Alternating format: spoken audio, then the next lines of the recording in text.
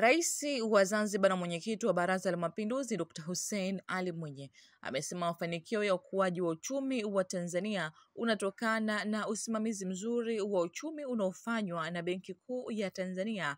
Rais Dr. Mwinyi amesema hayo alipojumuika katika futari ya pamoja iliyoandaliwa na benki hiyo katika hoteli ya Madinatul Bahar mkoa wa Mjini Magharibi. Aidha, Rais Dr. Mwinyi amesema kuwa akifarijika na ushauri wa kifedha anaoupata kutoka Benki Kuu katika usimamizi wa uchumi wa Zanzibar. Amebainisha kuwa mafanikio makubwa yanayopatikana hivi sasa kwa uchumi wa Tanzania ikiwemo Zanzibar yamechangiwa kwa uimara wa usimamizi bora wa kifedha unaotekelezwa na BOT. Halikadhalika, Rais Dr. Mwinyi ameipongeza BOT kwa kuendeleza utaratibu wa kuwakutanisha pamoja wadau wa benki hiyo kila mwaka wa mwezi wa Ramadhani. Pongeze Benki Kuu kwa kazi kubwa, kazi nzuri wanaoifanya ya kusimamia uchumi wa nchi yetu. Kama ni mafanikio, tumepata mafanikio makubwa katika sekta ya uchumi, na yote yanasababishwa na usimamizi mzuri wa Benki Kuu. Tunakushukuruni sana.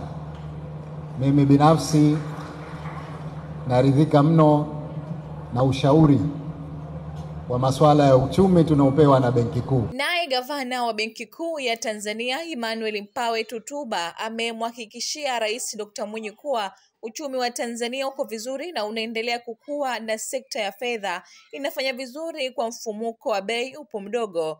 Amefahamishwa kuwa uchumi wa Tanzania bara umekuwa kwa 5.4 na Zanzibar umekuwa kwa 7. Sisi kama Benki Kuu ya Tanzania kwa majukumu tuliyokabidhiwa ya kusimamia uchumi wa nchi hii kupitia sera ya fedha, tunakuhakikishia kwamba mpaka sasa uchumi wa Tanzania kwa maeneo yote ya Tanzania bara na Tanzania Zanzibar, uchumi uko imara, sekta ya fedha inafanya vizuri, mfumuko wa bei mpaka sasa uko vizuri, na tunaendelea kusimamia uchumi wetu bila tatizo lolote.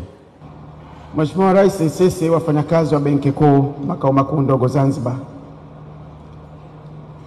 tunajivunia na tunajisikia fahari sana kufanya kazi Zanzibar tukiwa tunaihudumia serikali ya mapinduzi ya Zanzibar.